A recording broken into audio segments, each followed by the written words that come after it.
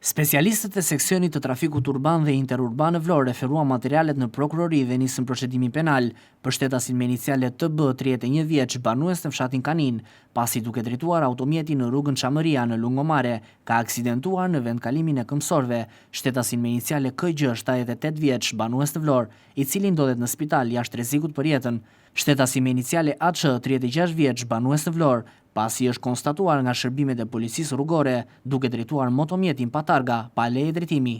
Specialistët për hetimin e krimeve në Komisariatin e Policisë Sarand referuan materialet në prokurori dhe nisën procedimin penal për shtetasit me iniciale BC 34 vjeç banues në Fier, pasi është konstatuar duke kryer punime ndërtimi në hapësirën e një lokali të marrë me qira prej tij në Sarand. Shtetasi me iniciale MŠ 36 vjeç banues në Sarand, pasi ndaj tij ka bërë kallëzim ishe dashura me pretendimin se ky shtetas e ka përndjekur.